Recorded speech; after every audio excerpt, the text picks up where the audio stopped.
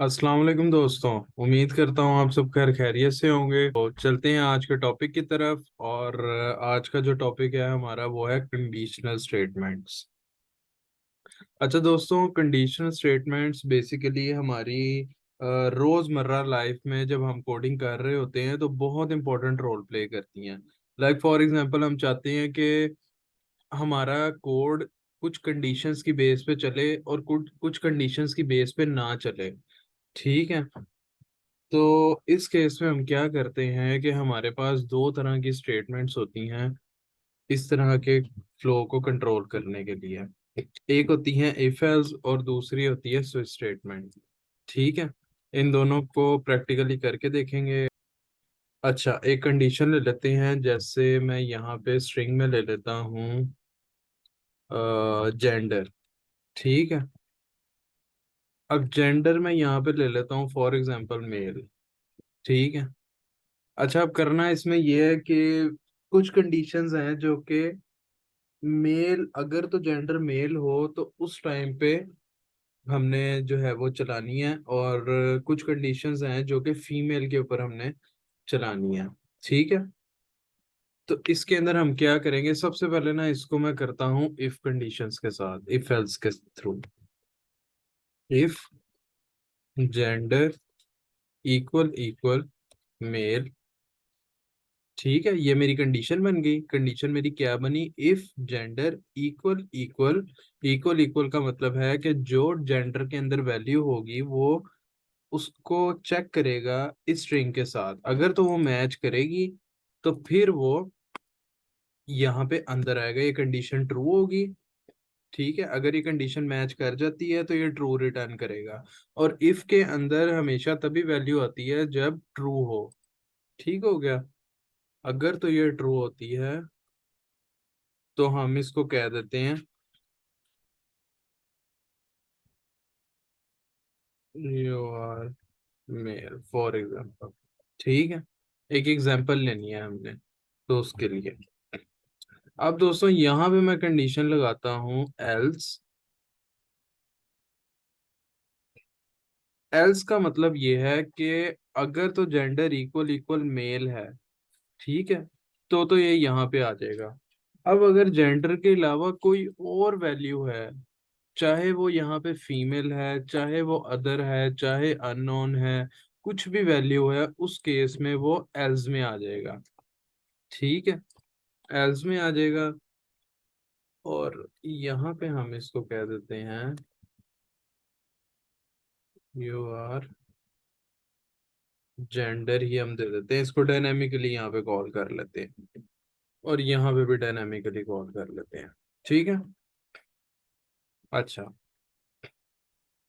अब ये क्या होगा, सॉरी, अब ये क्या होगा कि अगर तो मेल के अलावा कोई भी वैल्यू होगी तो वो यहाँ पे आ जाएगा। अब फॉर एग्जांपल कि हमारे पास तीन तरह के जो है वो वैल्यूज हमारे पास अवेलेबल हैं। तो एक फीमेल है, एक मेल है, और एक अदर है। ठीक है। अब हम ये चाहते हैं कि जो अदर है उसके केस में कुछ और कंडीशंस चलें, फीमेल के केस में कुछ और कंडीशंस चलें। अब यहाँ पे क्या हो रहा है कि फीमेल और अदर इन सब के केस में बाकी अदर देन मेल हर कंडीशन के लिए एल्स हमारा चल रहा है। ठीक है। अब अगर इनको हम सेपरेट करना चाहते हैं तो हम यहाँ पे क्या करेंगे, इसको एल्स इफ लगाएंगे। इसका क्या मतलब है कि अगर तो ये कंडीशन ट्रू हो जाती है, ठीक है, सॉरी, अगर तो हमारी ये कंडीशन ट्रू हो जाती है तो ये इसमें चला जाएगा इफ में। ठीक है। फिर उसके बाद अगर ये कंडीशन ट्रू नहीं होती तो फिर ये जाएगा एल्स इफ में। ठीक है। एल्स इफ में लगा लेते हैं, अगर तो फीमेल है तो यहाँ पे आ जाए यू आर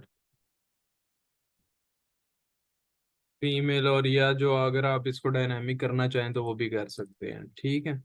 या कुछ भी कंडीशंस लगाना चाहें, हम एक सिंपल से एग्जांपल के थ्रू इसको समझ रहे हैं। एग्जांपल हमेशा जितनी सिंपल हो उतनी अच्छी समझ आती है। ठीक है। अब इसको चला के हम देख लेते हैं कि ये हमें क्या वैल्यू रिटर्न करता है।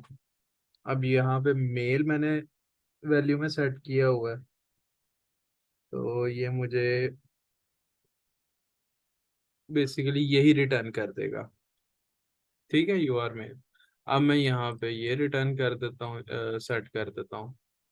तो ये मुझे ऑब्वियसली यही वैल्यू देगा। और अब मैं क्या करता हूँ, यहाँ पे अदर कर देता हूँ। ठीक है, अदर के केस में अब ये एल्स में जाएगा। ठीक है, क्योंकि इफ भी ट्रू नहीं होगी, एल्स इफ भी ट्रू नहीं होगी, तो ये ऑब्वियसली एल्स में जाएगा। ठीक है, अब इसी काम को हम स्विच स्टेटमेंट के थ्रू करते हैं। ठीक है, और वो हम किस तरह करेंगे, यहाँ पे लिखेंगे स्विच टैब टैब, और यहाँ पे अब हम रखेंगे जेंडर को। ठीक है, ये इसने एक डिफॉल्ट दे दिया हमें। और यहाँ पे स्विच में बेसिकली क्या होता है कि जो हम यहाँ पे इफ एल्स इफ में कंडीशंस अप्लाई कर रहे होते हैं, वो बेसिकली यहाँ पे इसको वैल्यू देती हैं कि अगर केस हमारा हो मेल, यानी कि अगर जेंडर के अंदर मेल आ रहा हो, तो यहाँ पे क्या करे, इसी को ही हम प्रिंट करवा देते हैं यहाँ पे। और केस के अंदर बेसिकली हमें ब्रेक लगाना जरूरी होता है। जब एक केस कंप्लीट हो जाता है, तो फिर ब्रेक लगाना होता है लाजमी। ठीक है, ये इसके सिंटैक्स का पार्ट है। और यहाँ पे अब हमारा दूसरा केस आ जाएगा कि अगर तो फीमेल हो, तो उस केस में क्या करे, उस केस में भी सेम वैल्यू रिटर्न कर दे। ठीक हो गया। और डिफॉल्ट, अब इसके अंदर ये होता है कि अगर इनमें से कोई भी रन नहीं होता केस, ठीक है, तो फिर ये वाला केस रन होगा ही होगा। ठीक हो गया। और इसके केस में भी हम फॉर एग्जांपल यही वैल्यू ले लेते हैं। मैं सेम वैल्यू ले रहा हूँ, इससे कंफ्यूज नहीं होना है। इसका ये मतलब है बस समझाने का ये, कि यहाँ पे हम कुछ भी कर सकते हैं इस जगह पे। ठीक है, ये तो एक सिंपल सी एग्जांपल है ना। रियल लाइफ में हम मल्टीपल यानी कुछ भी परफॉर्म यहाँ पे कर सकते हैं, मल्टीपल कंडीशंस अप्लाई हो सकती हैं। ठीक हो गया, इसको बंद कर देते हैं और अब इसको रन करके देखते हैं। यू आर अदर, ठीक हो गया, यहाँ पे अदर था। अब यहाँ पे मैं इसको मेल कर देता हूँ। अ, इसको ये कर देते हैं, क्योंकि ये फिर एरर देगा कैपिटल और स्मॉल का, अपर लोअर केस का। यू आर मेल, ठीक हो गया। अब मैं यहाँ पे इसको फीमेल कर देता हूँ, तो ये मुझे क्या देगा, यू आर फीमेल। ठीक हो गया। तो उम्मीद करता हूँ दोस्तों आपको समझ लगी होगी इस वीडियो की। और अगर ये आपका टॉपिक बिल्कुल क्लियर हो गया हो, तो वीडियो को लाइक और सब्सक्राइब लाजमी कर देना। मिलते हैं नेक्स्ट वीडियो में। टिल देन, अल्लाह हाफिज।